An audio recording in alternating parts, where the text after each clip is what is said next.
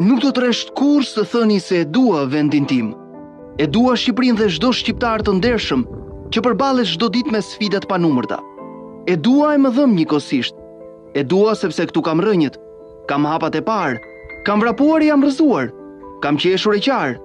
Këtu është zemra e shpirti im, në rrugicat, emocionet, fëmirin time, në gjithë shka.